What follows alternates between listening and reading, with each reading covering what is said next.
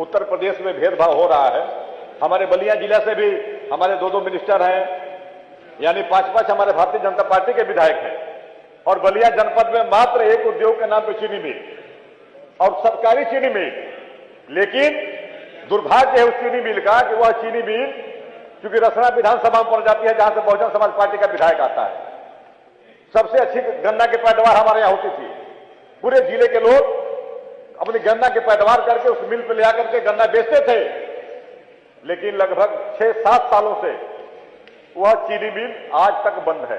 हर बार जब भी सत्र आहूत होती है, मैं इस बात को जोरदार तरीके से कहता हूं कि भेदभाव न किया जाए। चीनी मिल किसी के व्यक्ति विशेष की नहीं है। उसमें गन्ना आएगा तो केवल बहुजन समाज पार्टी के विधायक के खेत का नहीं आएगा, वह गन्ना उसमें आएगा तो बलिया जनपद के अगल बगल हमारे गाजीपुर का एक बड़ा हिस्सा, देवरिया का एक बड़ा हिस्सा, इन जनपद के अधिक क्षेत्रों का गन्ना उस चीनी मिल में आएगा।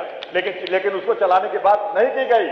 अगर बात की भी जाती है तो कहा जाता है कि हम उसको पब्लिक प्राइवेट पार्टनरशिप पे जा रहे हैं, PPP पे जा रहे हैं, उसके लिए कोई अपना इन्वेस्ट करे तब हम करेंगे। अरे मैंने तो कहा, जब सरकार कही थी कि हमारे पास जमीन की कमी है, मैंने कहा था कि आप अपने कैबिनेट से संशोधन कर दीजिए।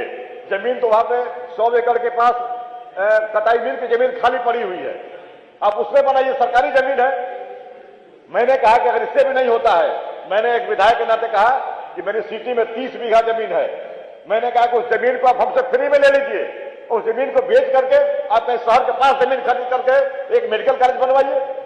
इसलिए कि हम अध्यक्ष जी, हम लोग गांव में रहते हैं, जाते हैं, जिलों में जो समस्या आती है मेडिकल की, सारे हमारे लोग, हमारे जिले के लोग मैंने प्रतिदिन जो भी कोई इमरजेंसी केस होती है उनको बनारस जाना पड़ता है या गोरखपुर, और वहां से जाने का रास्ता 5 घंटा है। अगर कोई ट्रामा की केस है तो ट्रामा में ये मेडिकल व्यवस्था दी गई है कि 1.5 से 2 घंटा के अंदर उसे इलाज मिल जाएगा। किसी को अटैक आता है, उसे अगर जल्दी इलाज मिल जाएगा तो उसे बचाया जा सकता है।